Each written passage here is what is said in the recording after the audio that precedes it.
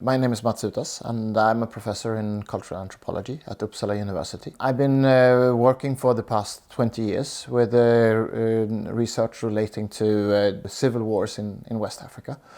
But I'm also interested in the relationship between rebel movements and gang culture. And understanding the setup of gangs are actually quite similar to understanding rebel movements.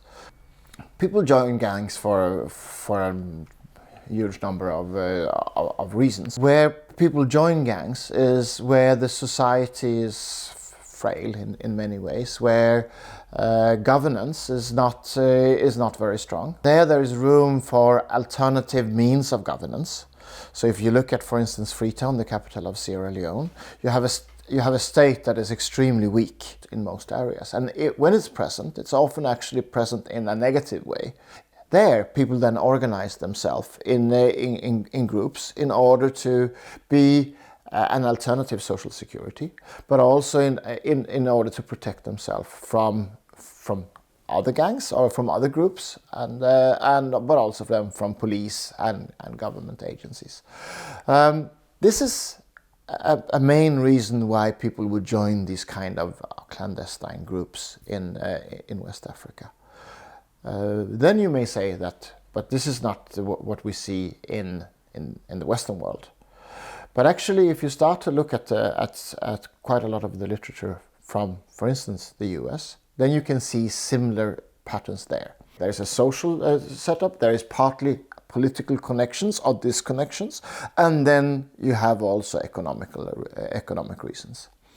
And then you can also bring in all these other things about violence, etc., etc. But the state in itself is also, it's set up on violence, and this is an alternative setup of violence that runs parallel with government agencies of different kinds. And partly they intersect, and partly it's the same people, and so on. A gang leader in Sierra Leone can actually move up and become a prominent politician, and that's maybe harder in Sweden. The gang formations that I have seen mainly in Sierra Leone is much more. It's much more loose. It's not like you are recruited and then you're in, but you're in and out. It's related to friendship, the alliances, at times even family alliances, and until then you become part of an economy of it. When you start, for instance, to sell drugs, then you start to move in, and after some time you move up the ladder, and then I would say then you become this real gang member. I guess we are always going to have people who are involved in crime, but again, it's like if you have a government that is governing an area, whether it's a government that is extremely forceful and using violence themselves, or whether it's a democratic government who makes people feel that they are included. This is a way to minimize gang presence and the violence of gangs. So it's either by controlling them extremely hard. You can make them disappear, a bit like what is happening in the Philippines at the moment. The police is simply killing people off.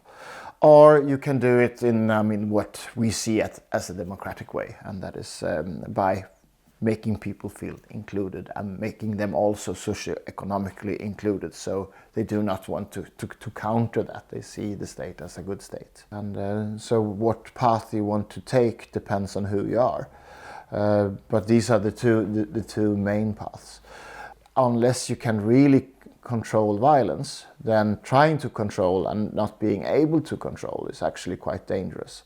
So part of what you saw at the start of the civil wars in Liberia and Sierra Leone was governments who tried to use violence in order to control people who were extremely dissatisfied. And when they failed to do so, then it ended up in a really bad way. It's all about trying to make alternatives for young people, so they will not flood a war market as such. If we look at Sierra Leone or Liberia, those are two of the poorest countries in the world, and there are not many opportunities for children and youth.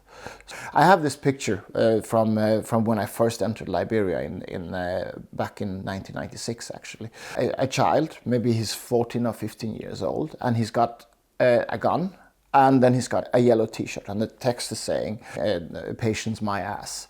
And I think this is actually a good way of condensing the message to many. It's like, we don't have any other opportunities, so we try this. And I don't think that will change unless the societies become more stable. The income for ordinary people will get better. So the future is to change these. The socioeconomic setup of these countries, and then there will be a change.